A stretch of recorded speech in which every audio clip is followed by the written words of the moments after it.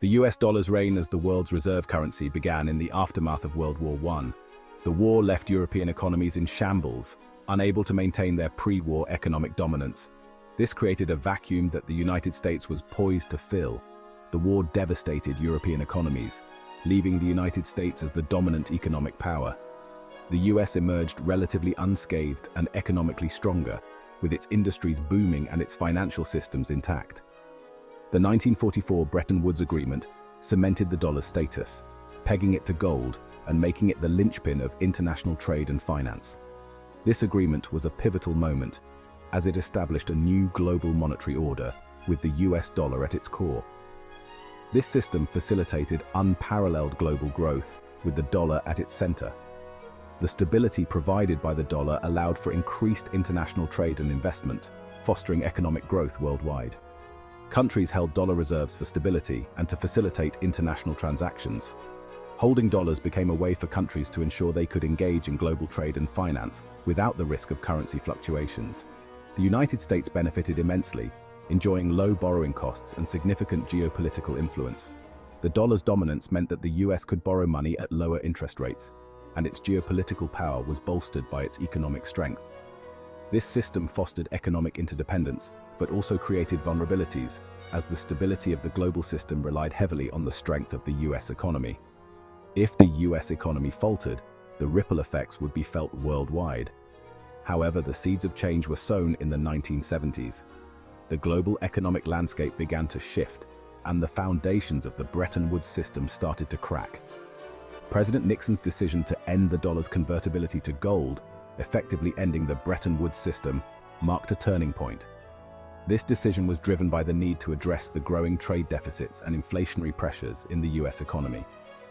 This move introduced a floating exchange rate system, making the dollar's value subject to market forces. The value of the dollar would now fluctuate based on supply and demand in the global currency markets. While this provided more flexibility, it also introduced volatility into the global financial system. The new system required countries to adapt to a more unpredictable economic environment, where currency values could change rapidly and impact international trade and investment. The end of the gold standard did not immediately dethrone the dollar. In fact, the transition away from the gold standard in the early 1970s marked a significant shift in global finance, but the dollar's dominance remained largely unchallenged. This was due to several key factors that continued to support its preeminence. Its deep liquidity, the size and stability of the US economy, and the lack of viable alternatives allowed it to retain its preeminence. The US economy was not only the largest in the world, but also one of the most stable, providing a solid foundation for the dollar's continued dominance. Additionally, the dollar's deep liquidity meant that it was widely available and easily traded, making it the preferred currency for international transactions. However, challenges began to emerge. As the global economy evolved, new economic powers began to rise, and with them came new challenges to the dollar's dominance. These emerging challenges were not just economic, but also geopolitical, as countries sought to reduce their dependence on the US dollar. The 1970s oil crises and subsequent economic instability highlighted the potential risks of a dollar-centric system.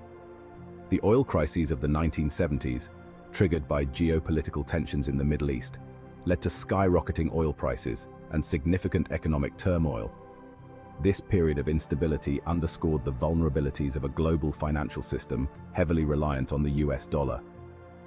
The rise of Japan as an economic powerhouse in the 1980s, coupled with growing trade within Europe, led to discussions about diversifying reserve currencies.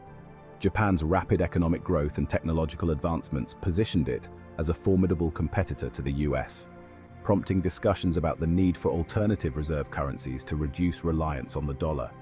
The creation of the euro in 1999 presented the first credible alternative to the dollar in decades. The introduction of the euro was a significant milestone in the quest for a more balanced global financial system. As the official currency of the Eurozone, the euro quickly gained traction as a viable alternative to the dollar, offering countries a new option for their reserve holdings. While the Eurozone's initial years were marked by challenges, it demonstrated the desire for greater financial autonomy among some nations. The early years of the euro were not without difficulties, as the eurozone faced economic and political hurdles. However, the creation of the euro highlighted the growing desire among European nations for greater financial independence and a reduced reliance on the US dollar. Furthermore, the growing use of the US dollar as a tool of foreign policy, particularly through sanctions, raised concerns among countries wary of American influence. The US government's use of the dollar to impose economic sanctions on other countries became a point of contention, as it underscored the power and influence the US wielded through its currency. The imposition of sanctions on countries like Iran and Russia, often bypassing the UN Security Council, fueled resentment and a desire for alternative financial systems less susceptible to US pressure.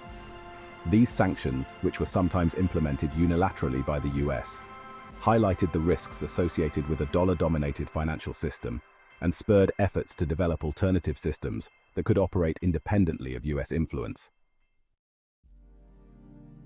The 21st century witnessed a significant shift in the global balance of power. This shift was not just a fleeting moment, but a profound transformation that continues to shape the geopolitical landscape today. Emerging economies, particularly the BRICS nations, Brazil, Russia, India, China, and South Africa, experienced rapid economic growth and asserted themselves on the world stage. These countries, once considered peripheral players in global economics, began to challenge the dominance of established powers. Their growth was fueled by a combination of factors, including vast natural resources, burgeoning populations, and strategic economic reforms. This multipolar world order challenged the existing Western-dominated institutions and financial systems. The traditional powerhouses, such as the United States and European nations, found themselves facing new competitors who were eager to reshape the rules of the game. The BRICS nations, with their diverse cultures and economic strategies, brought fresh perspectives and innovative approaches to global governance. The BRICS nations, with their vast populations and growing economic clout, sought greater representation and influence in global affairs. They pushed for reforms in international organizations like the United Nations, advocating for a more inclusive and representative global governance structure. Their efforts were aimed at ensuring that their voices were heard and their interests were protected in the global arena. They established institutions like the New Development Bank, NDB, as an alternative to the World Bank, and the International Monetary Fund, IMF, institutions long seen as dominated by Western interests. The NDB aimed to provide financial support for infrastructure and sustainable development projects in emerging economies, offering a new source of funding that was not tied to the political and economic conditions often imposed by Western-led institutions. These moves signaled a desire to create a more equitable and multipolar financial order. The BRICS nations envisioned a world where financial power was more evenly distributed, and where countries could pursue their development goals without being subject to the whims of a few dominant players.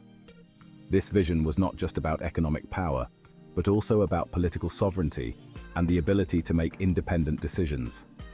Crucially, the BRICS nations began to explore alternatives to the dollar in international trade and finance. The dominance of the dollar had long been a source of frustration for many countries, as it gave the United States significant leverage over global economic affairs.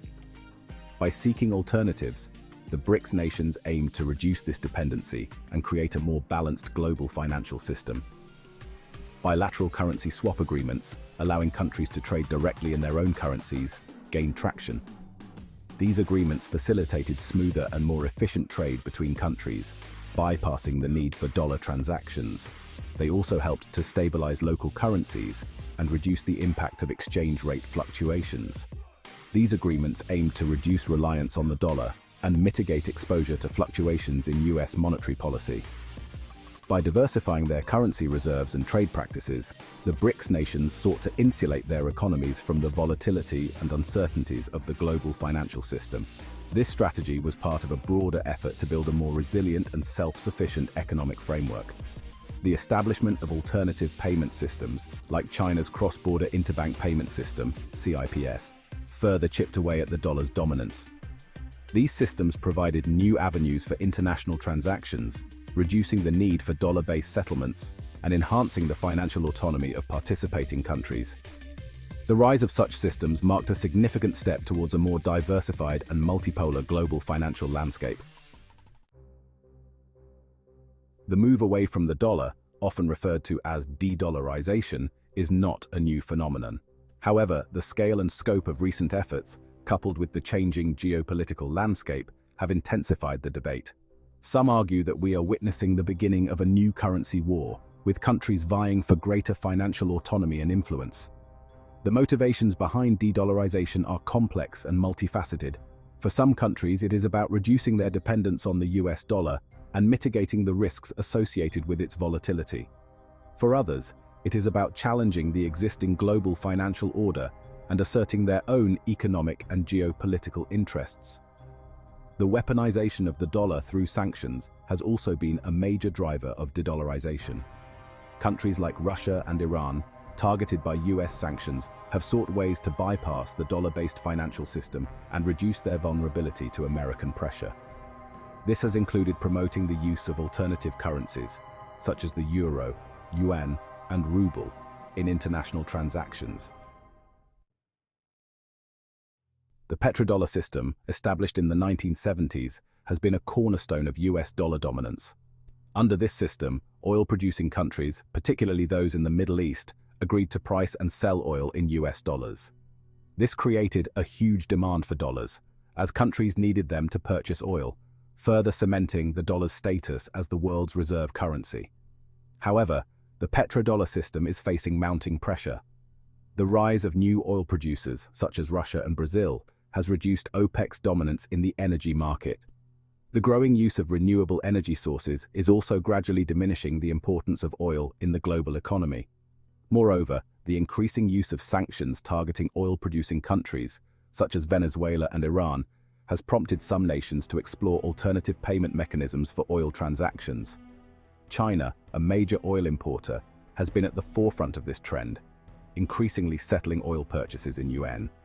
These developments, combined with geopolitical shifts and the emergence of new currency alliances, are gradually eroding the foundations of the petrodollar system. While the future is uncertain, one thing is for sure: knowledge is power. Educate yourself about the changing financial landscape, diversify your investments, and be prepared for whatever the future holds. Like, subscribe, and hit the notification bell for more in-depth analysis on the future of finance. And let me know in the comments if you are worried about de-dollarization. How are you preparing for the future? Don't be caught off guard by the shifting financial landscape. Stay informed and empowered.